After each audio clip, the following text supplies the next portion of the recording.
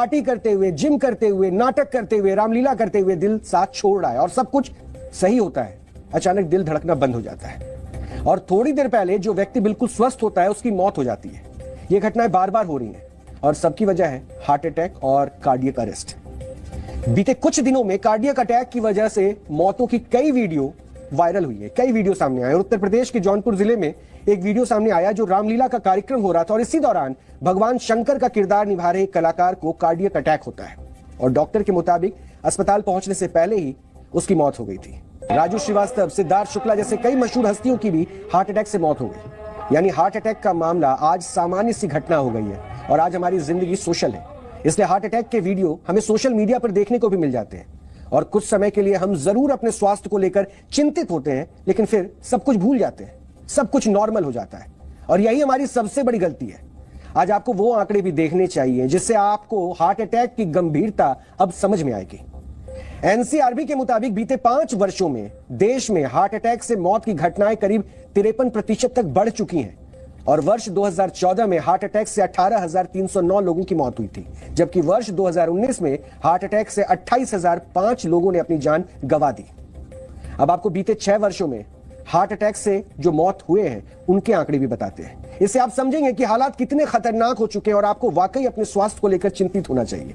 जैसा कि हमने आपको बताया कि वर्ष 2014 में हार्ट अटैक से 18,309 लोगों की मौत हुई, वर्ष 2015 में 18,820 लोगों की जान चली गई और वर्ष 2016 में 21,914 लोगों को हार्ट अटैक से अपनी जान गंवानी पड़ी, जबकि यही आंकड़ा 2017 में 23,246 तक पहुंच गया जिनकी मौत की वजह हार्ट अटैक बनी। वर्ष 2018 में हार्ट अटैक से मौतों का यह आंकड़ा और बढ़ता है और 25,764 तक यह पहुंच जाता है और वर्ष 2019 में 28,005 लोगों ने हार्ट अटैक से अपनी जान गंवा दी। यानी हार्ट अटैक को लेकर जो अभी तक की सोच थी वो बीते कुछ वर्षों में बदल चुकी है। पहले यह माना जाता था कि केवल उम्र दराज लोगों को ही हार्ट अटैक होता है, लेकिन अब यह सच्चाई बदल चुकी है। हार्ट अटैक से जुड़े जो आंकड़े आते हैं वो उम्र के लिहाज से बहुत ज्यादा चिंताजनक है। किस उम्र में कितने लोगों की हार्ट अटैक से मौत हुई है, इसको लेकर भी एनसीआरबी की ओर से वर्ष 2016 से लेकर वर्ष 2019 तक के आंकड़े जारी किए गए हैं और आपको जब ये आंकड़े हम दिखाएंगे और समझाएंगे तो उसके बाद आपकी चिंता बढ़ेगी। और हम फिर से कह रहे हैं, चिंतित नहीं होना है, अलर्ट होना यानी सावधान होना है। वर्ष 2016 में 1,940 लोगों की जिनकी उम्र 18 वर्ष से लेकर 30 वर्ष के बीच थी, हार्ट अटैक से उनकी मौत हो गई। वर्ष 2019 में 2,381 लोगों की हार्ट अटैक से मौत हो गई जिनकी उम्र 18 वर्ष से लेकर 30 वर्ष के बीच थी, ये आयु सीमा।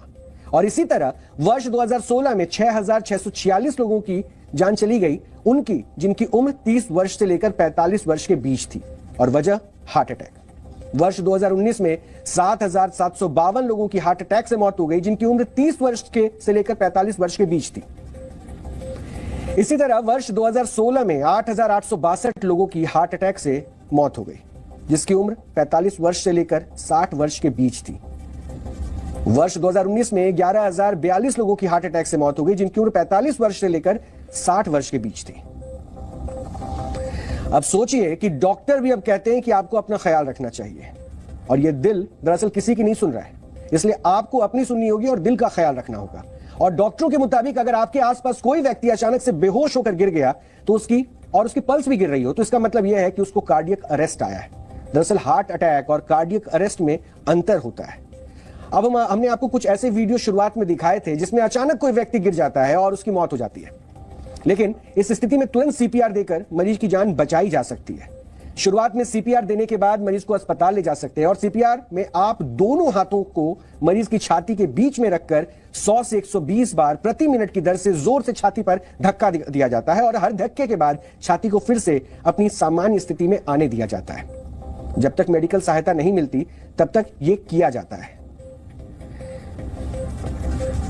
एक रिपोर्ट के मुताबिक भारत में हार्ट अटैक से मरने वाले 10 लोगों में से 4 की उम्र 45 साल से कम है, जबकि 10 वर्षों में हार्ट अटैक से मरने वाले लोगों की संख्या 75% तक बढ़ी है और यह एक बेहद चिंता का विषय है। तो सबसे बड़ा सवाल यही है कि ऐसा क्या हो गया जिससे देश में हार्ट अटैक की संख्या तेजी से बढ़ रही है। आज हम इसी सवाल का जवाब खोजने की कोशिश करेंगे जिससे कि आपका दिल स्वस्थ रहे। बीते कुछ वर्षों में हमारे लाइफस्टाइल में काफी बदलाव आया है। आजकल युवाओं में अल्कोहल और धूम्रपान का इस्तेमाल काफी ज्यादा होने लगा है। इसे स्टेटस सिंबल के तौर पर भी देखा जाने लगा है और इसका नतीजा यह होता है कि दिल और फेफड़े से जुड़ी बीमारियां बढ़ती हैं। एक रिपोर्ट में यह भी बताया गया है कि जो युवक दिन भर में 10 सिगरेट पीते हैं उनमें हार्ट अटैक की संभावना 50% तक बढ़ जाती है। आजकल तो खान पान को लेकर भी बेहद लापरवाह हो गए। जंक फूड अब उनका फेवरेट डिश बन चुका है, लेकिन ये जंक फूड तले भुने होते हैं और हमारे लिए जानलेवा है। इससे शरीर में कोलेस्ट्रॉल की मात्रा और इसका बढ़ती है और इसका सीधा असर आपके दिल पर होता है। और आज सबको आगे बढ़ना है, इसलिए लगातार काम करना है और ये वर्क प्रेशर इतना ज्यादा हो गया है कि बेचारा दिल इसे संभाल नहीं पाता है और आज युवाओं में हार्ट अटैक होने की ये एक बड़ी वजह भी बन चुकी है। शानदार बॉडी बनाना आज युवाओं को बड़ा टारगेट मिलता है और उनको शायद ये अच्छा भी लगता है कि वो अच्छे दिखते हैं, लेकिन टारगेट को पूरा करने के चक्कर में वो ऐसी गलती करते हैं जो उनकी जान पर भारी पड़ जाती है। जिम में पसीना बहाने के साथ साथ जल्द से जल्द बेहतर बॉडी के चक्कर में स्टेरॉइड और काफी ज्यादा न्यूट्रिशन लेने लगते हैं और ये न्यूट्रिशन उनके दिल के लिए जानलेवा बन जाता है। इससे ब्लॉकेज होते हैं और हार्ट अटैक की संभावना काफी ज्यादा बढ़ जाती है। इसके अलावा लगातार तनाव लेना, हाई ब्लड प्रेशर, पूरी नींद नहीं लेना, ऐसे कुछ और भी कारण हैं जिससे हार्ट अटैक की संभावना बढ़ती है। यानी दिल को लेकर अक्सर कहा जाता है कि ये हमारे लेफ्ट में होता है, लेकिन अक्सर राइट बातें ही कहता है। तो फिर हम दिल की क्यों नहीं सुनते हैं? और दिल को सुनने का मतलब इसका ख्याल रखना। तो अब आपको बताते हैं कि आप कैसे अपने दिल का ख्याल रख सकते हैं। इसे ध्यान से सुनिए और समझिए, क्योंकि यह मामला दिल का है। हमेशा स्वस्थ संतुलित भोजन खाएं जिसमें हरी सब्जियां हो, फल हो, सलाद हो, जितना हो सके उनका सेवन ज्यादा करें। भोजन बनाने में तेल का आपको कम से कम इस्तेमाल करना चाहिए। धूम्रपान और शराब से दूरी बनानी होगी। ब्लड प्रेशर को 120/80 यानी इस आंकड़े के बीच में mmHg रखने की कोशिश करें और ब्लड शुगर और कोलेस्ट्रॉल को भी आपको नियंत्रित रखना होगा। नियमित रूप से व्यायाम करना होगा, लेकिन जल्द से जल्द बॉडी बनाने की गलती नहीं करें। हड़बड़ाहट नहीं चाहिए। मेडिटेशन और योग की आदत डालें। मोटापा कंट्रोल करें, क्योंकि हार्ट अटैक के पीछे मोटापा भी एक प्रमुख वजह है। डॉक्टर से हर साल स्वास्थ्य की जांच कराएं। वर्ल्ड ओबेसिटी डे यानी विश्व मोटापा दिवस। भारतीय समाज में कुछ लोगों का ऐसा मानना है कि जो शख्स मोटा तगड़ा होता है वो संपन्न परिवार से संबंध रखता है। जबकि दिसंबर 2023 में बाल रोग विशेषज्ञों की संस्था इंडियन एकेडमी ऑफ पीडियाट्रिक्स ने मोटापे को लेकर गाइडलाइंस को अपडेट किया था और मोटापे को बीमारी के तौर पर परिभाषित किया था। अब चिंता की बात यह है कि मोटापा बीमारी नहीं बल्कि महामारी का रूप ले रहा है। इसकी पुख्ता वजह भी है। वर्ल्डोमीटर्स की रिपोर्ट के मुताबिक कोरोना वायरस से अब तक 70 करोड़ 38 लाख लोग पीड़ित हुए, जबकि 70 लाख से ज्यादा लोगों की मौत हुई है। अब WHO और इंपीरियल कॉलेज लंदन की सर्वे रिपोर्ट में पता चला है कि दुनिया भर में मोटापे से 100 करोड़ से ज्यादा लोग पीड़ित हैं। यानी जितने लोग कोरोना से प्रभावित नहीं हुए उससे 30% ज्यादा लोग मोटापे का शिकार हो गए। लैंसेट में प्रकाशित इस रिपोर्ट के मुताबिक दुनिया के हर 8 व्यक्ति में से 1 व्यक्ति इस समय मोटापे का शिकार है। इस तरह मोटापे को महामारी कहना गलत नहीं होगा। मोटापा पूरी दुनिया के लिए समस्या बन रहा है। मोटापे से महिलाएं, पुरुष और बच्चे भी पीड़ित हैं। इस रिपोर्ट को 190 देशों के 22 करोड़ लोगों के वजन और हाइट का डेटा इकट्ठा करके तैयार किया गया है। सर्वे में 5 से 19 साल के 6 करोड़ 30 लाख बच्चे और किशोर शामिल थे, जबकि 15 करोड़ 80 लाख लोग 20 वर्ष से ज्यादा उम्र के थे। मोटापे का महामारी का रूप लेना दुनिया की फिक्र बढ़ाने वाला है, लेकिन बड़ी संख्या में लोग इसे गंभीरता से नहीं लेते। यही वजह है कि पिछले 3 दशक में दुनिया में मोटे लोगों की संख्या में 4 गुना तक का इजाफा हुआ है, जबकि ऐसा होना चिंता की बात है। आवर वर्ल्ड इन डेटा की रिपोर्ट के मुताबिक दुनिया में हर वर्ष 47 लाख लोगों की मौत का बड़ा कारण मोटापा बन रहा है। सोचिए, 47 लाख, ये कोई छोटा फिगर नहीं है। जबकि कोरोना वायरस से 4 वर्षों में 70 लाख लोगों की जान गई है। यानी मोटापा कोरोना से ज्यादा घातक साबित हो रहा है। लैंसेट की रिपोर्ट के मुताबिक दुनिया में 100 करोड़ से ज्यादा लोग मोटापे से पीड़ित हैं। इनमें 15 करोड़ 90 लाख बच्चे और 87 करोड़ 90 लाख वयस्क मोटे हैं। मोटापे से पीड़ित वयस्कों में 50 करोड़ 40 लाख महिलाएं, जबकि 37 करोड़ 50 लाख पुरुष शामिल हैं। वर्ष 1990 में दुनिया में 22 करोड़ से कम लोग मोटे थे। इनमें 13 करोड़ महिलाएं और 9 करोड़ पुरुष शामिल थे। अपने आसपास अगर आप नजर दौड़ाएंगे तो आपको कोई ना कोई ओवरवेट व्यक्ति जरूर दिखेगा। एक जमाना था जब पूरी दुनिया में भूख समस्या थी। भूख की वजह से लोगों की मौत होती थी, लेकिन अब ज्यादा खाना खाने की वजह से लोग मर रहे हैं। ये समय का चक्र है जिससे भारत भी नहीं बचा है और मोटापे के मामले में भारतीयों की स्थिति आज बेहद खराब है। लैंसेट की ताजा रिपोर्ट के मुताबिक भारत में इस समय 4 करोड़ 30 लाख महिलाएं मोटापे का शिकार हैं। वर्ष 2022 के डेटा के मुताबिक भारत में 10% महिलाएं मोटी हैं, जबकि वर्ष 1990 में सिर्फ 2% महिलाएं ही मोटी थीं। भारत में इस समय 2.5 करोड़ पुरुष मोटे हैं, जो कि वर्ष 2022 के डेटा के मुताबिक 5.4% है, जबकि वर्ष 1990 में सिर्फ 1.5% पुरुष ही ओवरवेट थे। भारत में 50 लाख लड़कियां ओवरवेट का शिकार हो गई हैं, जो कि कुल लड़कियों का 3% है, जबकि वर्ष 1990 में यह डेटा 0 था। वैज्ञानिक भी मानते हैं कि मोटापे का सबसे बड़ा कारण लगातार जंक फूड का सेवन और व्यायाम ना करना है। जंक फूड आपके लिए किस कदर खतरनाक है, इसका एक अनुमान ब्राजील के साओ पाउलो यूनिवर्सिटी के एक रिसर्च में लगाया गया है। ब्राजील के वैज्ञानिकों ने अपनी रिसर्च में इस बात का पता लगाया कि जो लोग जंक फूड ज्यादा खाते हैं उनका पेट बाहर निकल जाता है और लिवर और इंटेस्टाइन के पास फैट इकट्ठा होने की वजह से high blood pressure, heart attack, type 2 diabetes, high cholesterol जैसी बीमारियां शरीर पर अटैक करने लगती हैं। इस रिसर्च में कहा गया है कि जिन लोगों की कुल डाइट में 64% जंक फूड होता है, उनमें से 52% लोगों का पेट बाहर निकल जाता है, यानी वो मोटापे जैसी महामारी का शिकार हो चुके होते हैं। इसे आसान भाषा में समझे तो ज्यादा जंक फूड के इस्तेमाल और व्यायाम ना करने से मोटापा बहुत तेजी से बढ़ रहा है। इसी मोटापे की वजह से कई बीमारियां हमारे शरीर में अपना घर बना रही हैं। आप अपने आसपास या टीवी पर हार्ट अटैक की खबरें अक्सर देखते होंगे। आजकल हार्ट अटैक की खबरें हर रोज आ रही हैं। हार्ट अटैक का एक कारण भी मोटापा ही है।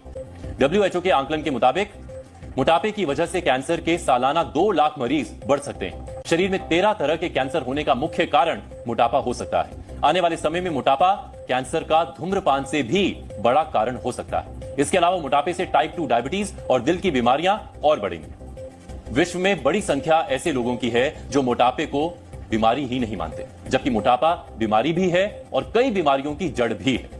ऐसे में लोगों को बढ़ते मोटापे के खतरे को समझना होगा, वरना आने वाले दिनों में दिक्कतें बढ़ती जाएंगी। हम एक पीपीटी के माध्यम से चलेंगे ताकि चीजों को समझना आसान रहे। आपने 2 वीडियो देखे जिसमें आपने देखा कि इंडिया की स्थिति कितनी खतरनाक हो रही है, किस तरीके से यहाँ पे कोलेस्ट्रॉल को लेकर के बहुत सारी प्रॉब्लम्स क्रिएट हो रही है, वजन बढ़ रहा है लोगों का, है ना, किस तरह का खाना पीना हम खा रहे हैं, बहुत सारी गलतियां हम कर रहे हैं।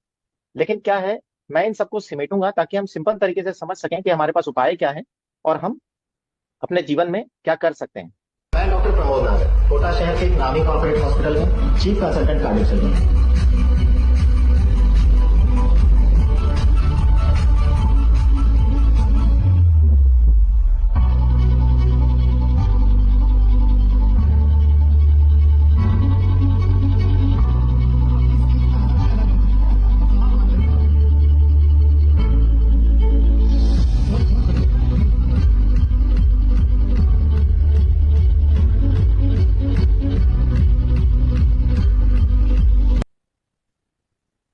अब मेरी स्क्रीन पे आ गया है पूरा, दिख गया है, कोई दिक्कत नहीं?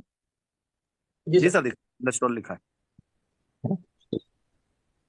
ये लिखा नहीं है, ये लोगों के खून में आ गया है।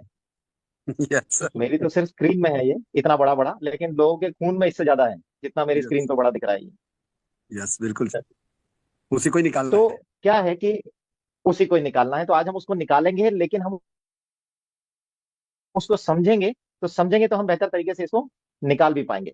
जब भी हम कोलेस्ट्रॉल की बात कर रहे हैं तो हमें ये समझना पड़ेगा कि नॉर्मल पैरामीटर क्या है, क्या हमारी बॉडी में होना चाहिए। कोलेस्ट्रॉल जब हम बात करते हैं तो ओवरऑल ये बहुत सारे तरीके से हमारे जो हम खाते हैं, वसा खाते हैं, फैट जिसको हम बोलते हैं, ये अलग अलग तरीके से हमारी बॉडी में होता है। इसके अलग अलग अंश होते हैं, cholesterol, low density lipoprotein, high density lipoprotein, और इन सब की एक मात्रा और एक रेशियो हमारे शरीर में जरूरी है ताकि हमारा शरीर सही काम कर सके। टोटल कोलेस्ट्रॉल जो हम मानते हैं हमारी बॉडी का काउंट करके सब मिला के HDL, LDL, VLDL, ये 200 से कम होना चाहिए। ये हमारी डिजायरेबल रेंज है कि अगर ये 200 से कम होगा तो हमारे शरीर में दिक्कतें पैदा नहीं करेगा। LDL की मात्रा हम हमेशा कम रखते हैं क्योंकि ये इस तरह का कोलेस्ट्रॉल है जो हमारे शरीर में बहुत सारे बीमारियां और नुकसान पैदा करता है, और HDL वो कोलेस्ट्रॉल है जो हमारे शरीर को अच्छा करता है। तो LDL की मात्रा 130 से कम और HDL की मात्रा 35 से ज्यादा अगर आपके शरीर में है तो आपका शरीर का जो फैट है वो मेंटेन्ड है, कोलेस्ट्रॉल आपका मेंटेन्ड है, बीमारी आने के चांसेस आपको कम है।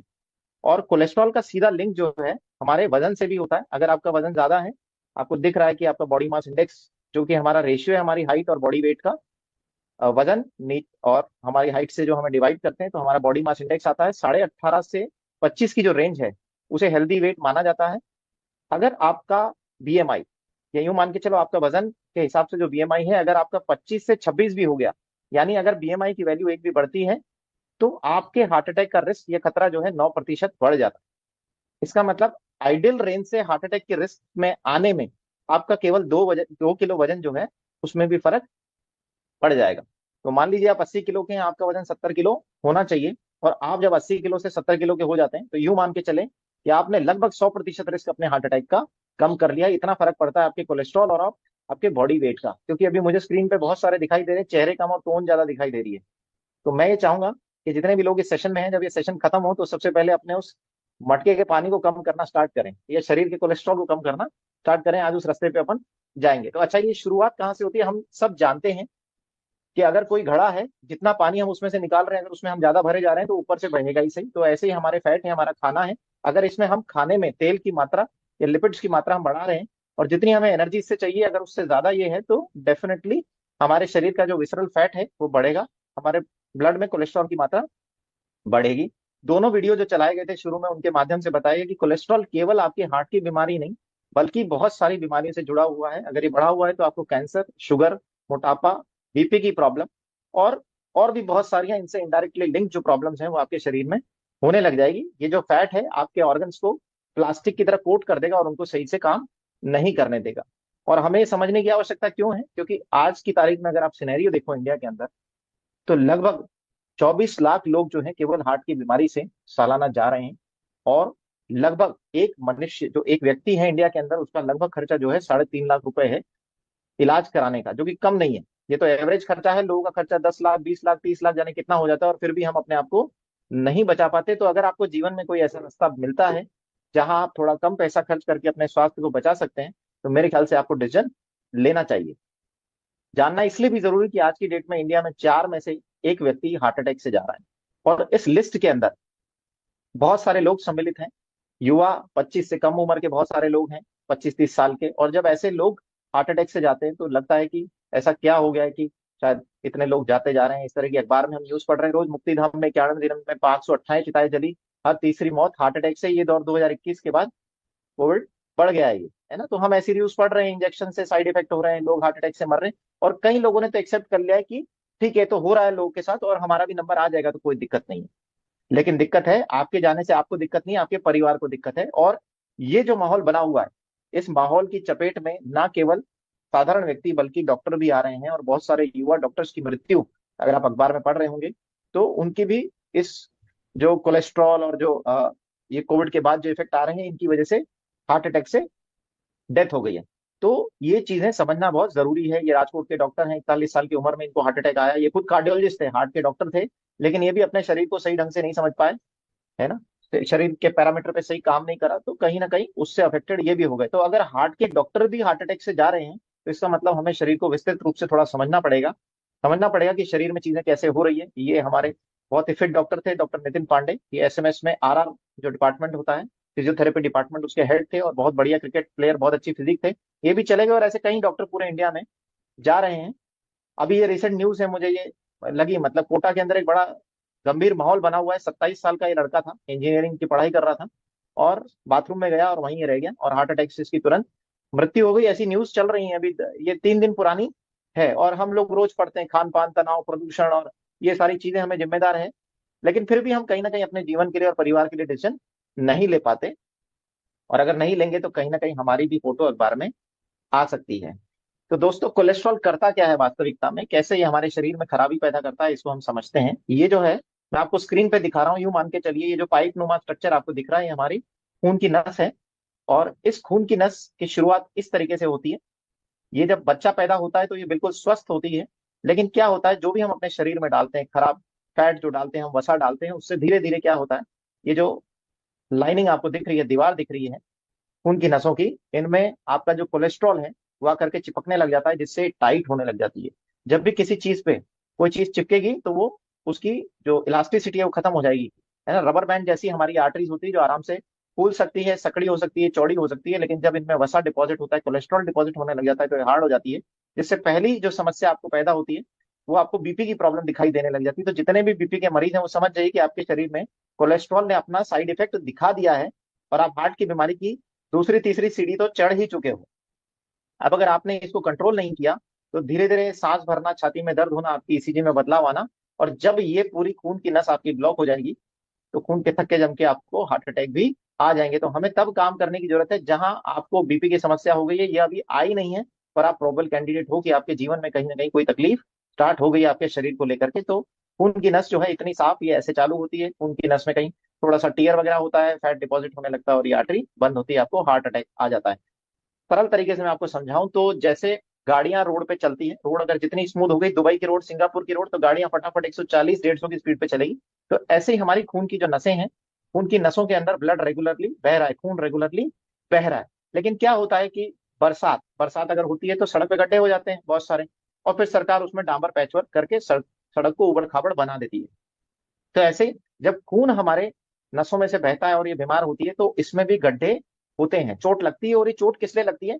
हमारे खून में हम जो भी गंदा ले रहे हैं बाहर से, हम केमिकल खा रहे हैं, पेस्टिसाइड खा रहे हैं, जंक फूड खा रहे हैं, जो फैट खा रहे हैं, सब हमारे ब्लड में आ जाता है। हम पानी के मार्फत जो भी हमारे शरीर में अगर कुछ गंदा जा रहा है, फैक्ट्रियों का केमिकल जा रहा है, उसके अंदर आर्सेनिक, लेड, मरकरी, इस तरह की गंदी चीजें जा रही है जो हमारे शरीर के लिए नुकसानदायक है, सब आपके खून में आ जाती है। और जब ये बहती हुई आती है तो कहीं ना कहीं आपकी आर्टरी को चोट पहुंचाती है और ये इस तरीके से आपकी आर्टरी फट जाती है। और जैसे ही आर्टरी फट जाती है तो शरीर ने बहुत अच्छी क्रिया दे रखी है, जैसे आपकी चमड़ी कटती है तो घाव भरने लगता है ऑटोमेटिकली, तो ऐसे ही आपकी खून की नसों के घाव भी अंदर से भरते हैं। लेकिन ये घाव अच्छी तरह भरेगा, मतलब सड़क नई बनेगी या इसमें डांबर वर्क होगा, ये इस पर निर्भर करेगा कि हमारे पास मटेरियल कितना है।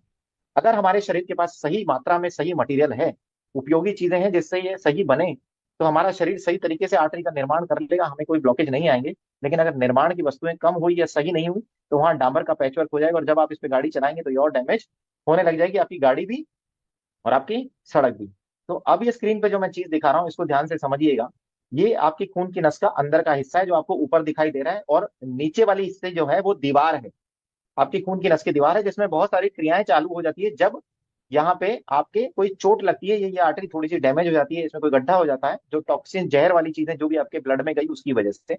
तो क्या होता है यहाँ पे, एलडीएल जो कोलेस्ट्रॉल जिसकी हम बात करते हैं, वो एलडीएल कोलेस्ट्रॉल ऑक्सीडाइज होकर के, मतलब जब वो सड़ता है, ऑक्सीडाइज होना मतलब सड़ना, तो ये कोलेस्ट्रॉल ऑक्सीडाइज होकर के आपकी दीवार के अंदर आ जाता है, आपके खून की नसों में ये दौड़ रहा है, आपकी खून की नसों में एलडीएल कोलेस्ट्रॉल दौड़ रहा है, रेगुलर है, इसे हम कभी खत्म नहीं कर सकते। लेकिन जब ये ऑक्सीडाइज होता है तब ये आपकी खून की नस को डैमेज करता है।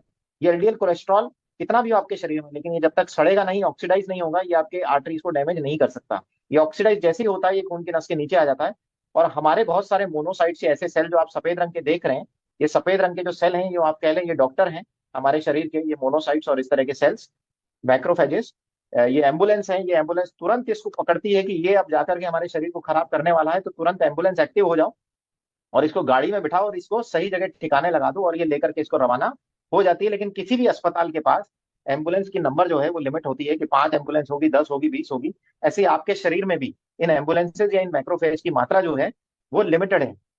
अगर ये ऑक्सीडाइज कोलेस्ट्रॉल की मात्रा ज्यादा हो गई, तो जिस तरीके से आपने कोरोना में देखा कि ऑक्सीजन की मात्रा कम हो गई, पलंग की मात्रा कम पड़ गई क्योंकि मरीज बहुत हो गए, तो सड़क पे मरीज मर रहे थे।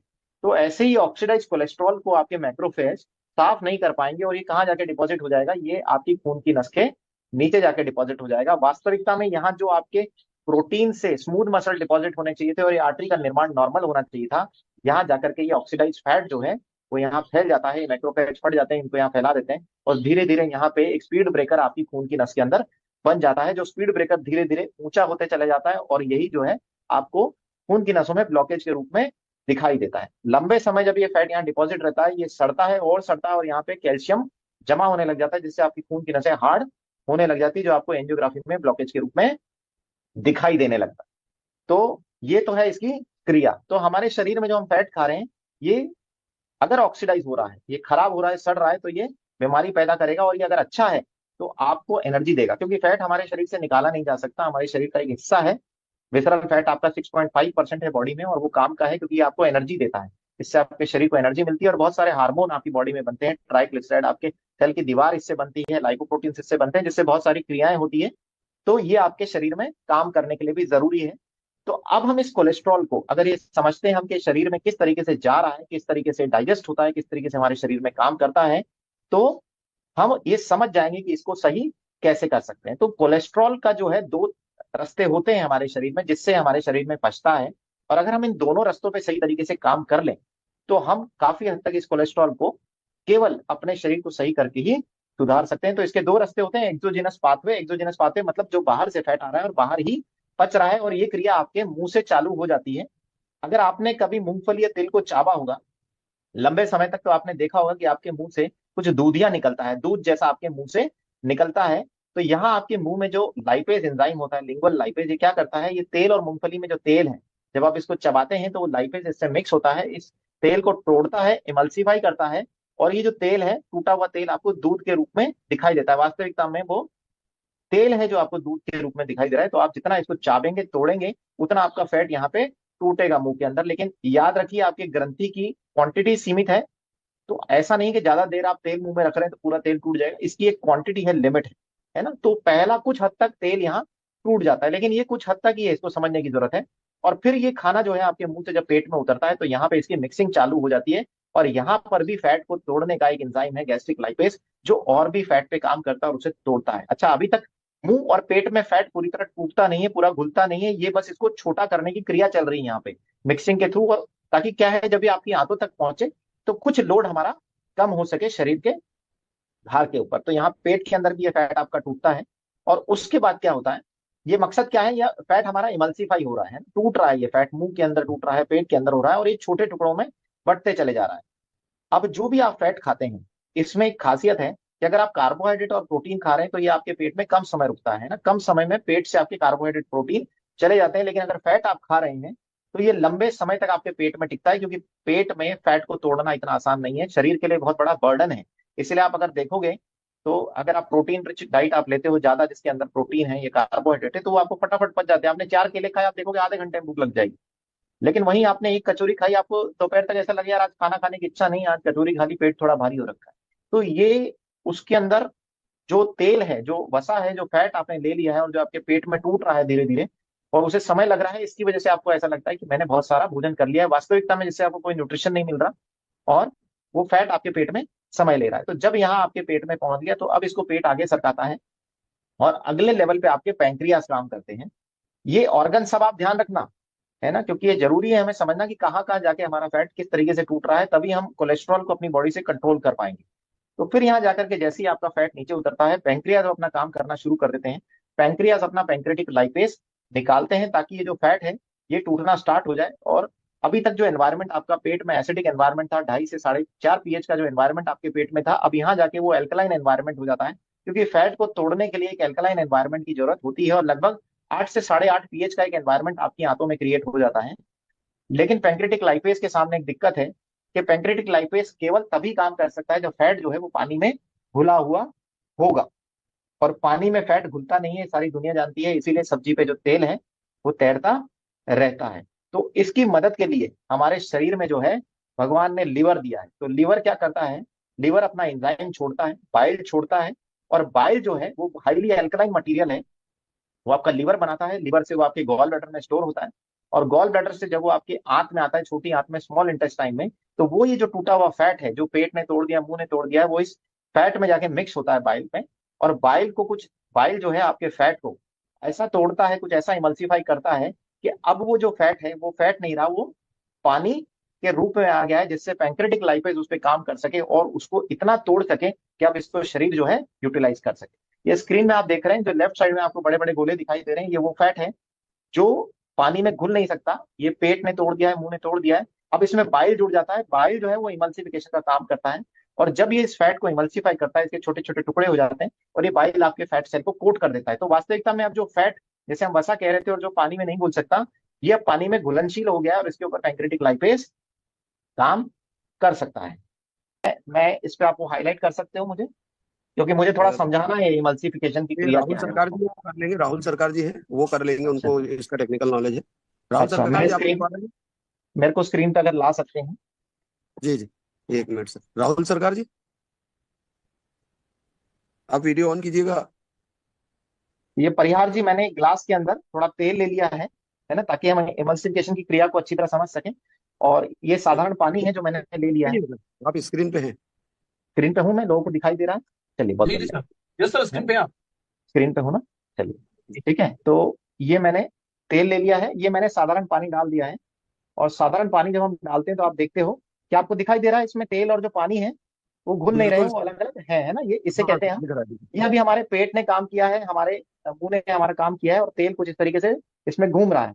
अब ये तेल अगर हमारे लिवर से बाइल सही नहीं बना और हमारा पैंक्रेटिक लाइपेज इस पे काम नहीं करा, तो ये हमारी आंतों में चिपकेगा, हमारी आंतों को मोटा करेगा और हमारी आंतें कमजोर हो जाएगी, जिससे हम खाना एब्जॉर्ब नहीं कर पाएंगे, कब्जी की समस्या होगी और वजन हमारा जो है वो बढ़ने लग जाएगा। और सही तरीके से जब कोलेस्ट्रॉल या फैट हमारे शरीर में नहीं जाएगा तो हमारे कोलेस्ट्रॉल की मात्रा बढ़ जाएगी। अब इमल्सिफिकेशन की क्रिया क्या है? ये मेरे पास हाईली एल्कलाइन पानी है 11.5 pH का। ये यूं मान के चलिए हम छोटी आंत के अंदर बैठे हुए हैं और बाइल वाला जो काम है, ये बाइल वाला काम इसमें हो रहा है। तो इसमें मैं तेल ले लेता हूँ, मैंने इस ग्लास में तेल ले लिया है ये। और ये तेल जब मैं, हमारे लिवर ने ये बाइल अपना भेजा और ये बाइल ने अपना काम कर दिया और ये जो पूरा फैट है ये टूट गया है, तो लिवर की हेल्थ अगर हमारी अच्छी होगी और हमारा बाइल सिक्रीशन बढ़िया हो रहा है, तो हमारी आंतों में ये जो है ये टूट जाएगा इस तरीके से, और इस पे पैंक्रेटिक लाइपेज जो है वो काम कर पाएगा। एक क्षमता है, उतना ही लिवर बाइल बना सकता है और उतना ही इसे तोड़ सकता है। ठीक। तो ये छोटी आंत में जो है हमारे, ये हमारे डिपॉजिट होता है और वहां से ये फैट जो है एब्जॉर्ब होता है और हमारी खून की नसों में चले जाता है। और ये जब ये पूरी तरह टूट जाता है तो 10 से 15 मिनट के अंदर ये फैट टूट के हमारी खून की नसों में आ जाता है। तो हमने देखा ये पूरा पाथवे है जिससे हमारे बॉडी में फैट एब्जॉर्ब होता है। और जब हमारा लिवर सही नहीं है, ये फैट जो है, अगर बाइल सही तरीके का नहीं है तो गॉल ब्लैडर में आपके पथरी हो जाएगी, और सही नहीं टूट रहा है, सही एब्जॉर्ब नहीं हो रहा, तो आंतें मोटी हो जाएगी, फैट वहां डिपॉजिट होएगा, कब्जी और गैस जैसी प्रॉब्लम आपको होने लग जाएगी। तो कोलेस्ट्रॉल की शुरुआती प्रॉब्लम आपके पेट में दिखाई देने लग जाती है।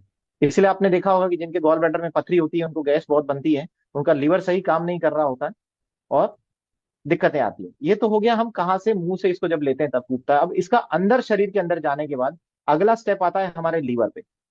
लीवर इस फैट को लेता है दोबारा से खून की नसों से और इसे फिर से तोड़ता है, VLDL, HDL, LDL के अंदर, है ना, इसके अंदर ये तोड़ना इसको स्टार्ट हो जाता है। और ये अलग अलग क्यों बनाता है? क्योंकि इन सबकी अलग अलग काम है। LDL का काम क्या है? LDL फैट लेके जाता है ताकि हमें एनर्जी मिल सके। लेकिन क्या है, अगर ये ऑक्सीडाइज है तो मैंने बताया ये चिपकेगा और बीमारी पैदा करेगा। VLDL का काम है कि खून की नसों में जो चिपका हुआ है तेल उसको छुड़ाए और LDL में कन्वर्ट हो जाए। HDL का काम है कि आपके खून के जो जहां जहां जो हार्मोन्स आपके बन रहे हैं, जहां सेल की वॉल बन रही है, उसका कंस्ट्रक्शन ये करे। तो ये लीवर अब इसको तोड़ता है टुकड़ों के अंदर। तो लीवर की हेल्थ बहुत अच्छी होनी जरूरी है अगर आपके कोलेस्ट्रॉल का रेशियो सही चाहिए। तो आपके कोलेस्ट्रॉल आपके शरीर में रिक्वायर्ड है, लीवर इसको कंटिन्यूसली बनाता है। इसलिए कई लोग कहते हैं कि लीवर कोलेस्ट्रॉल बनाता है। वो लीवर आपके खून की नसों से ही कोलेस्ट्रॉल लेता है, लेकिन उसको बनाता नहीं है, उसको तोड़ता है टुकड़ों में अलग अलग, तो बना रहा है कंटिन्यूसली। LDL जो कोलेस्ट्रॉल है उसमें प्रोटीन की मात्रा कम होती है, अलग अलग चीजों से मिलकर बनता है। जैसे आपका मकान है सीमेंट से, ईंट से, है ना, बहुत सारी चीजों से मिलकर बनता है। ऐसे LDL कोलेस्ट्रॉल भी प्रोटीन और फैट का कॉम्बिनेशन है। इसमें प्रोटीन की मात्रा कम होती है और फैट की मात्रा ज्यादा होती है, तो शरीर के लिए खराब है। HDL में प्रोटीन की मात्रा ज्यादा और फैट की मात्रा कम होती है। ये आपकी कोलेस्ट्रॉल जो इधर उधर जमा है सेल में उसे उठा के लाता है। तो ये आपके सेल के लिए जो है सेहतमंद है, HDL जो कोलेस्ट्रॉल आपके है। लेकिन जब ये कोलेस्ट्रॉल ऑक्सीडाइज होता है, जो मैंने आपको बताया कि सड़ता है, सड़ता कैसे? जैसे घर की महिलाएं होती है, आपने देखा होगा पूड़ी तल रही है कढ़ाई के अंदर, बार बार उसमें कभी पकौड़ी तल रहे हैं, पूड़ी तल रहे हैं उस तेल में, तो वो तेल जो है वो गाढ़ा हो जाता है, चिकना हो जाता है और ऐसा खराब हो जाता है कि हम उसे खा नहीं सकते, तो हम उस तेल को फेंक देते हैं। तो ऐसे ही जब कोलेस्ट्रॉल हमारे शरीर में ऑक्सीडाइज होता है, वो सही तरीके से इस्तेमाल नहीं हो पाता, तो वो भी चिकना हो जाता है और हमारी खून की नसों पे चिपकने लग जाता है। कढ़ाई का तेल तो हम फेंक देते हैं, हमें दिख गया कि ये सड़ गया, लेकिन खून का तेल जो खून में घूम रहा है वो ऑक्सीडाइज हो गया, वो किसी को दिखाई नहीं देता और इसीलिए हम चपेट में आ जाते हैं हार्ट अटैक जैसी बीमारी के। हमारी खून की नसों में मैंने बताया बहुत सारे मैक्रोफेजेस हैं जो इसको साफ करने का काम करते हैं। एम्बुलेंसेज होती है जो बीमार लोगों को अस्पताल पहुंचाती है और ठीक करने का काम करती है। लेकिन ये एम्बुलेंस की मात्रा, ये मैक्रोफेज की मात्रा हमारे शरीर में लिमिटेड है। अगर हमारे शरीर में हम अधिक ऑक्सीडेशन की क्रिया हो रही है, ऑक्सीडेटिव स्ट्रेस हमारी बॉडी में बहुत ज्यादा है, तो ये एम्बुलेंसेज जो है, ये डॉक्टर संभाल नहीं पाएंगे शरीर को और शरीर के सेल जो है बीमार हो जाएंगे और बीमारी जो है वो तरह तरह का रूप ले लेगी। तो VLDL और HDL में और LDL में, इनमें सबसे इंपॉर्टेंट है LDL की मात्रा कम होनी चाहिए क्योंकि ये ज्यादा है तो शरीर बीमार होगा, और HDL की मात्रा जो है वो ज्यादा होनी चाहिए क्योंकि आपके शरीर के लिए सही है। और 50% जो कोलेस्ट्रॉल है वो आपका बाइल जो है वो तोड़ता है। जिस तरीके से मैंने आपको दिखाया कि पानी भी आपका कोलेस्ट्रॉल जो है वो तोड़ सकता है ताकि आपके लीवर पे स्ट्रेस नहीं आए। तो जो 50% बाइल ने तोड़ा, 50% हम बाहर ही तोड़ करके जब शरीर में भेजेंगे तो हम कोलेस्ट्रॉल को बहुत आसानी से कंट्रोल कर सकते हैं। कई लोग अपने कोलेस्ट्रॉल और वेट को मैनेज करने के लिए एक्सरसाइज पे फोकस करते हैं कि खूब एक्सरसाइज करेंगे तो हमारा शरीर स्वस्थ रहेगा, लेकिन वास्तविक स्वास्थ्य जो है, आपका शरीर जो है 80% आपके भोजन पानी से बनता है। स्वस्थ खान पान जो हम बोलते हैं, अच्छा खान पीन, 80% शरीर आपका इससे बना हुआ है और 20% आपकी एक्सरसाइज का काम होता है। इसलिए कई लोग एक्सरसाइज करते करते भी हार्ट अटैक का शिकार हो जाते हैं और जान चली जाती है उनकी। तो अगर हम भोजन पानी को सही तरीके से समझेंगे तो हम हमारे शरीर को भी स्वस्थ रख पाएंगे, हमारे कोलेस्ट्रॉल को कंट्रोल कर पाएंगे।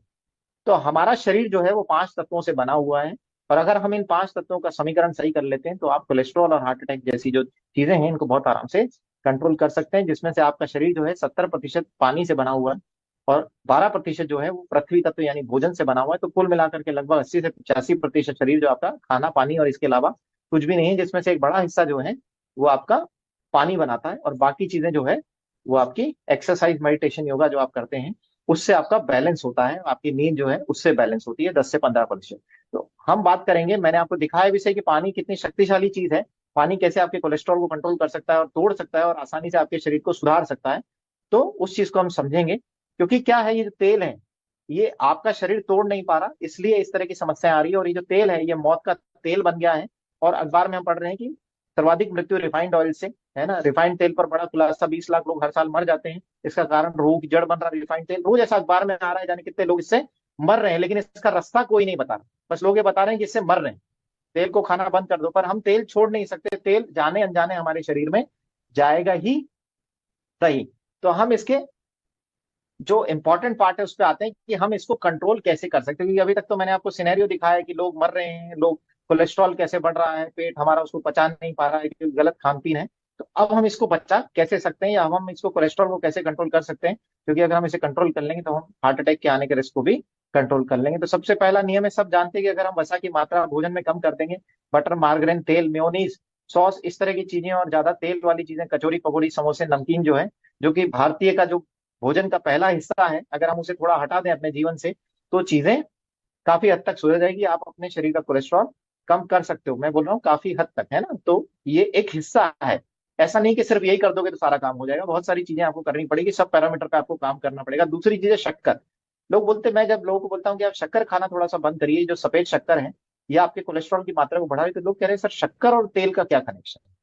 शक्कर और तेल का जबरदस्त कनेक्शन है, क्योंकि अगर आप शक्कर का सेवन ज्यादा करते हैं, आइसक्रीम चॉकलेट बिस्किट इस तरह की चीजें आप खाते हैं जिनमें प्योर शक्कर है, तो ये शक्कर आपके शरीर में जाती है, और अत्यधिक शक्कर अगर आपका शरीर इस्तेमाल नहीं कर पा रहा तो आपके लीवर में ग्लाइकोजन के रूप में स्टोर होती है, और फिर वो ग्लाइकोजन की मात्रा भी अगर अधिक हो गई है तो उसके बाद अगला स्टेप आता है कि इसको शक्कर को जो लीवर है वो फैट में कन्वर्ट कर देता है और आपका लीवर फैटी हो जाता है। तो फैटी लीवर का मतलब है कि आपके शरीर के सेल नॉन फंक्शनल हो गए, आपके भोजन में शक्कर आपने आवश्यकता से अधिक ले ली है, फैट की मात्रा आपके विसरल फैट में ज्यादा होगी, इसलिए आपको फैटी लीवर दिखाई देने लग गया। और फैटी लीवर जो है फैट का डिपॉजिट होना नहीं है, इसका मतलब होता है जब आपका सेल जो सड़ गया है, खराब हो गया है, लीवर का जो काम नहीं कर रहा, उसके अंदर फैट भर गया है और अब उसे सांस नहीं आ रही। जैसे आप नदी के अंदर अगर डूब जाओ तो पानी के अंदर आप ज्यादा देर नहीं रह सकते, क्योंकि सांस नहीं आएगी, आप पानी अंदर ले लोगे और मर जाओगे। तो ऐसे ही आपका जो लीवर है उसको आपने इतना लोडेड कर दिया है शुगर और फैट से कि वो विसरल फैट जो है वो उसमें ज्यादा हो गया है, वो फैटी लीवर हो गया। अब लीवर को सांस नहीं आ रही है, और अब सांस नहीं आएगी तो लीवर का मरना तय है, और उसके बाद फिर आपका नंबर आना भी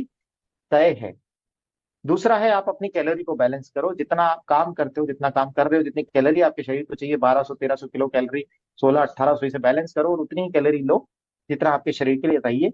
और कैलोरी जो है सबसे अच्छी कौन बैलेंस कर सकता है, वो है पानी, क्योंकि पानी जो है वो कैलोरी फ्री है, एनर्जी देता है आपको, आपके शरीर के सेल्स के हाइड्रेशन को मेंटेन करता है। 70-80% पानी ही है, और 0 कैलोरी का अगर कोई भोजन कहा जाए तो केवल पानी है। तो कोलेस्ट्रॉल को बैलेंस करने का सबसे अच्छा तरीका जो है वो पानी है। अगर पानी की मात्रा आपके शरीर में सही है तो ये आपके शरीर से कोलेस्ट्रॉल को बहुत अच्छी तरीके से साफ कर सकता है, जो कि मैंने आपको दिखाया भी सही कि पानी के अंदर इतने गुण होते हैं कि ये आपके कोलेस्ट्रॉल को इमल्सिफाई भी कर सकता है।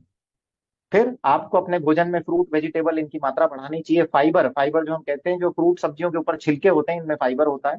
कई लोग गेहूं को मोटा पिसा करके सोचते हैं हमने फाइबर खा लिया, तो मोटा पिसाने से गेहूं गेहूं ही रहता है, वो कोई फाइबर नहीं होता। फाइबर सब्जियों फलों के छिलकों में होता है, वो फाइबर आपको कोलेस्ट्रॉल कम करने में मदद करता है, इनसे विटामिन मिनरल न्यूट्रिएंट मिलते हैं। इसके अलावा आप जितना डाइट में प्रोटीन ज्यादा लेंगे उतना आपका फैट का जो है एब्जॉर्प्शन हटेगा, थोड़ा सा डाइट में प्रोटीन का कंटेंट ज्यादा होना चाहिए। दूसरा, आप जितना धीरे खाएंगे तसल्ली से, वो तो आज की डेट में किसी के पास भी नहीं है, सबको बहुत जल्दी है भागने की, किसी को ऑफिस जाना है, किसी को कहाँ काम पे जाना है, ये है, और लोग कहते हैं मेरे पास तो मरने की भी फुर्सत नहीं है, और ये बोल के घर से आदमी निकलता है मेरे पास मरने की फुर्सत नहीं है, और फिर टोटल फुर्सत में आ जाता है क्योंकि पता लगता है कि वो सड़क पे जाके हार्ट अटैक से मर गया।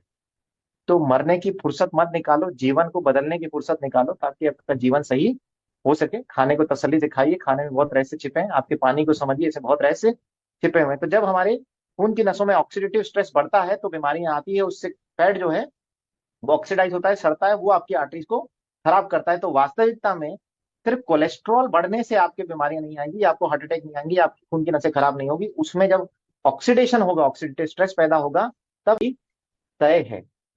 दूसरा है आप अपनी कैलोरी को बैलेंस करो। जितना आप काम करते हो, जितना काम कर रहे हो, जितनी कैलोरी आपके शरीर को चाहिए, 1200-1300 किलो कैलोरी, 1600-1800, इसे बैलेंस करो और उतनी ही कैलोरी लो जितना आपके शरीर के लिए चाहिए।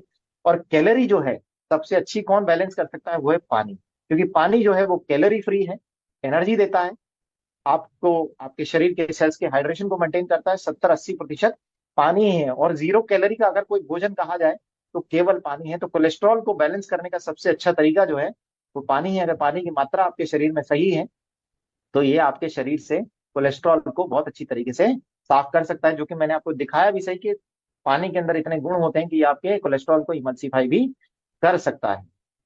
फिर आपको अपने भोजन में फ्रूट, वेजिटेबल, इनकी मात्रा बढ़ानी चाहिए। फाइबर, फाइबर जो हम कहते हैं, जो फ्रूट सब्जियों के ऊपर छिलके होते हैं, इनमें फाइबर होता है।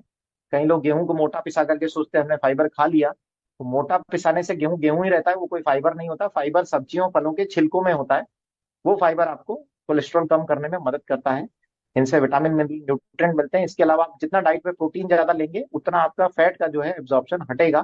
थोड़ा सा डाइट में प्रोटीन का कंटेंट ज्यादा होना चाहिए। दूसरा, आप जितना धीरे खाएंगे तसल्ली से, वो तो आज की डेट में किसी के पास भी नहीं है, सबको बहुत जल्दी है भागने की, किसी को ऑफिस जाना है, किसी को कहाँ काम पे जाना है, ये है। और लोग कहते हैं मेरे पास तो मरने की भी फुर्सत नहीं है, और ये बोल के घर से आदमी निकलता है मेरे पास मरने की फुर्सत नहीं है, और फिर टोटल फुर्सत में आ जाता है क्योंकि पता लगता है कि वो सड़क पे जाके हार्ट अटैक से मर गया।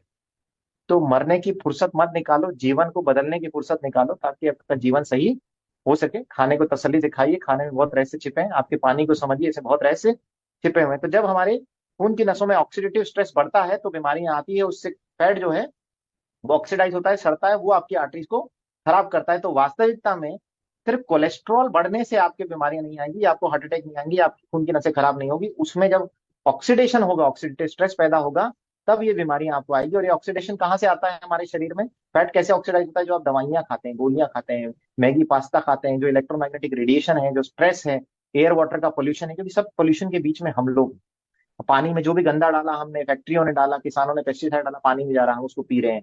बरसात हुई, सारा डीजल, कारों का, फैक्ट्री का धुआं हवा में है, वो सारा पानी में गया, और ये सारा पानी हम पी रहे हैं। तो यहाँ से हमारी बॉडी में गंदा पानी जाके ऑक्सीडेटिव स्ट्रेस पैदा कर रहा है। पानी के अंदर एल्यूमिनियम, आर्सेनिक, इस तरह की अखबार में रिपोर्टें आ रही है, 15 जिलों में जहरीला पानी, लोहा 5, तो एल्यूमिनियम 136 गुना, आर्सेनिक और वो बहुत सारे मोटे मोटे धातु, मैंगनीज वगैरह उसके अंदर मिले हैं, जो आपकी बॉडी का ऑक्सीडेटिव स्ट्रेस बढ़ा रहे हैं। जब ये खून में जाते हैं आपकी एलडीएल से रिएक्शन करते हैं, और ऑक्सीडेटिव स्ट्रेस बढ़ने से वो एलडीएल खराब होता है, सड़ता है, और आर्टरी में ब्लॉकेज आ जाता है। फिर इसके रास असर हमारे किसान पूरा कर देते हैं, सब्जियों को उगाने के लिए वो जो है उसमें उनका भी पेट भर रहा है तो सब्जियों में डालेंगे। तो केमिकल और पेस्टिसाइड भी ऑक्सीडेटिव स्ट्रेस हमारे शरीर में पैदा करते हैं। हाइब्रिड सब्जियों में केमिकल से बढ़ रहा उत्पादन मानव स्वास्थ्य के लिए खतरनाक। तो इस तरह की चीजें जब होती है हमारे शरीर में तो ऑक्सीडेटिव स्ट्रेस बढ़ता है, एलडीएल जो है हमारा फैट जो है सड़ता है, जैसे कढ़ाई के अंदर तेल जो है वो चिकना होने लगता है, खराब होता है, और उसे हम देख करके हटा देते हैं कि अब शरीर के लिए अच्छा नहीं। तो ऐसे ही हमारे शरीर में भी तेल सड़ता है जब हम केमिकल पेस्टिसाइड युक्त भोजन खाते हैं, ज्यादा environmental stress, oxidative stress body पे बढ़ता है। तो कुल मिला के हमें ये समझ में आया कि अगर हमारे भोजन में एंटीऑक्सीडेंट की मात्रा अच्छी होगी, जिससे एलडीएल कोलेस्ट्रॉल ऑक्सीडाइज नहीं हो, तो हम अपने कोलेस्ट्रॉल को कंट्रोल कर सकते हैं, हमारे ऑक्सीडेशन क्रिया को रोक सकते हैं और ब्लॉकेज बनने से रोक सकते हैं। अगर हमारे पानी का हाइड्रेशन, पानी की मात्रा हमारे शरीर में सही है, हाइड्रेशन प्रॉपर है, हम माइक्रो क्लस्टर्ड पानी पी रहे हैं जिसका पेनिट्रेशन अच्छा होता है, जैसे डॉक्टर पीटर हेगड़े भी बताते हैं, नोबेल प्राइज विनर जो है, कि अगर पानी आपकी बॉडी को हाइड्रेशन करेगा तो आपका सेल जो है स्वस्थ रहेगा, क्योंकि गंदगी पानी ही निकाल सकता है और न्यूट्रिशन भी पानी ही ले जा सकता है। आप जब केमिकल पेस्टिसाइड रहित भोजन जब आप खाएंगे तो आपका शरीर स्वस्थ होगा, कोलेस्ट्रॉल कंट्रोल होगा, ऑक्सीडेशन नहीं होगा। और जब आप फैट को भी कंट्रोल करेंगे, खाने में ऐसा नहीं है कि आपने ये सब पे तो काम कर लिया, 3 पैरामीटर के मैंने भोजन से केमिकल पेस्टिसाइड भी हटा दिया, एंटीऑक्सीडेंट भी बढ़ा दिया, हाइड्रेशन भी बढ़ा दिया, अब मैं कचौरी भी खा सकता हूँ, समोसे भी। अगर आप ये सब कर रहे हैं तो ये तय है कि आप फिर भी मृत्यु के रास्ते पे चल रहे हैं, कोलेस्ट्रॉल गड़बड़ होगा, हार्ट अटैक आएगा, ब्लॉकेज आएगा और मरना तय है। तो हमारे पास जीवन में जापानी साइंटिस्ट की मेहरबानी से ऐसा कुछ अवेलेबल है जिससे पानी जो जो मैंने कहा कि बिना कैलोरी का है, लेकिन इसमें बहुत एनर्जी है, बहुत रिफ्रेशिंग है, इसमें एंटीऑक्सीडेंट गुण भी है इस पानी के अंदर। ये हाईली अल्कलाइन भी है। 11.5 पीएच का जो पानी है वो मैंने आपको दिखाया किस तरीके से इमल्सिफिकेशन करता है। उसमें अल्कलाइन की प्रॉपर्टी भी है, माइक्रो क्लस्टर्ड भी है, ताकि वो आपके सेल में हाइड्रेशन मेंटेन करे, आपके फैटी सेल जो हो गए लीवर में उनमें से फैट को वॉश कर सके, आपके लीवर को हेल्दी बना सके, आपके गॉल ब्लैडर को हेल्दी कर सके, गॉल स्टोन्स को वॉश कर सके। तो ये सारी चीजें आपकी आंतों से फैट को वॉश कर सके। तो ऐसा पानी दुनिया में जापानी साइंटिस्ट लेकर के आ गए हैं जिसमें ये सारे गुण हैं जो हमारे शरीर से कोलेस्ट्रॉल को कंट्रोल कर सकते हैं। बस हमें इसे समझने की जरूरत है। और इस पानी में इतना एंटीऑक्सीडेंट है कि 1.5 लीटर पानी अगर आप पी लेते तो 516 सेब के बराबर आपको एंटीऑक्सीडेंट मिल जाते हैं। 516 सेब लोग लगभग 2 से 3 साल में खाते हैं, लेकिन 1.5 लीटर पानी आदमी एक दिन में बहुत आराम से पी सकता है। और इतना एंटीऑक्सीडेंट जब आपको मिलेगा तो ऑटोमेटिकली कोलेस्ट्रॉल आपके शरीर का कुछ भी नहीं बिगाड़ पाएगा, कोई ब्लॉकेज नहीं बना पाएगा। और जब आप इसी पानी के अंदर अपनी सब्जियों को धोएंगे, वेजिटेबल्स को धोएंगे, 20 मिनट डुबोएंगे, तो सारे केमिकल पेस्टिसाइड हट जाएंगे। ये एक हाइड्रोलिसिस की क्रिया होती है जिसे साइंटिफिकली प्रूवन है कि जब आप इतना जो स्ट्रॉन्ग एल्कलाइन वाटर 11.5 पीएच पानी जब आप सब्जियों में डालते हैं, 20 मिनट इनको डुबोते हैं, तो किसान ने कितना भी जहर उसमें डाला वो जहर जो है धुल जाएगा। जो भी आपका दुश्मन हो उसे वो जहर पिला दो जूस बोल करके, और आप स्वस्थ भोजन सब्जी खाओ। ठीक है, क्योंकि ये मीठा जहर है, धीरे धीरे शरीर में घुल रहा है, और जब ये जहर आपके कोलेस्ट्रॉल को ऑक्सीडाइज करता है तो ब्लॉकेज आ जाते हैं। और इस तरह का जो स्वास्थ्यवर्धक पानी है दुनिया के बड़े बड़े डॉक्टर्स ने समझा है और दुनिया के बड़े बड़े लोग पी रहे हैं। बैरक ओबामा जो है यूएस के प्रेसिडेंट, सब जानते हैं, उनके कार्डियोलॉजिस्ट हैं डॉक्टर ब्रेनन शाह। उन्होंने उनको बताया कि अगर आपको, बैरक ओबामा जी, आपको एक लंबा स्वस्थ जीवन जीना है, अपना कोलेस्ट्रॉल कंट्रोल करना है, हार्ट अटैक से नहीं मरना है और लोगों के लिए एक आइडल बनना है, तो आप इस पानी का सेवन कीजिए। ये पानी जो है आपके जीवन को अच्छा कर सकता है। और इतने बड़े बड़े कार्डियोलॉजिस्ट जो हैं, जब वो किसी इतने बड़ी हस्ती को पानी पिला रहे हैं, तो आपको किसी साधारण व्यक्ति या साधारण यूं कहूं किसी साइंटिस्ट से, जो हमारे घर के आसपास बहुत सारे हैं, या साधारण जो डॉक्टर कम्युनिटी है, उनसे सलाह लेने की जरूरत नहीं है। क्योंकि जब तक हमें पानी की सही जानकारी नहीं होगी, कोलेस्ट्रॉल की सही जानकारी नहीं होगी, तो हम अनजान लोगों से ज्ञान लेके कुछ भी नहीं कर सकते। तो दुनिया का ऐसा बहुत सारी जगह मिरेकल पानी है। गंगा को ऐसे ही नहीं पूजा जाता, जमजम के पानी को लोग ऐसे ही नहीं मानते। इन पानी में बहुत दम है और शरीर के कोलेस्ट्रॉल को बहुत आसानी से कंट्रोल कर लेता है। बहुत बड़े बड़े डॉक्टर्स ने रिसर्च कर ली है कि कैसे हम इस पानी को इस्तेमाल करके अपने शरीर को बदल सकते हैं। बहुत सारी किताबें लिखी जा चुकी है। डॉक्टर जेरी टेनेट वर्ल्ड के टॉप 10 आई सर्जन में, इन्होंने हीलिस वोल्टेज में एंटीऑक्सीडेंट कैसे आपके शरीर को सही कर सकता है इसके बारे में जिक्र किया है। एंजाइम फैक्टर किताब जो डॉक्टर हिरोमी शिन्या, ये वर्ल्ड के टॉप 10 गैस्ट्रो सर्जन में से आते हैं, और इन्होंने जिक्र किया है कैसे आप इस पानी के इस्तेमाल से अपने हार्ट अटैक जैसी बीमारी को आप बचा सकते हैं। पूरी किताब को आप पढ़ सकते हैं। बहुत शानदार तरीके से उन्होंने समझाया कैसे ये पानी आपके शरीर के कोलेस्ट्रॉल, शुगर और इन सबको बैलेंस करता है। जैसे मैंने आपको अभी दिखाया भी था कि पानी जब इमल्सिफिकेशन करेगा तो आपकी बॉडी का फैट कोलेस्ट्रॉल जो है वो आराम से मेंटेन हो जाएगा। इसके अलावा बहुत सारी किताबें हैं जो हमें पढ़ने की आवश्यकता है। Reverse aging, pH miracle, your body's many cries for water, alkalize your body, इस तरह की जो है चीजें, ये किताबें बहुत सारी लिखी जा चुकी हैं। तो आप ये पढ़िए, आपको इसमें बहुत जानकारी मिलेगी। जो मैंने आपको समराइज करके इन किताबों की जो जानकारी है वो आपको दी है, कैसे आप अपनी बॉडी को स्वस्थ बना सकते हैं।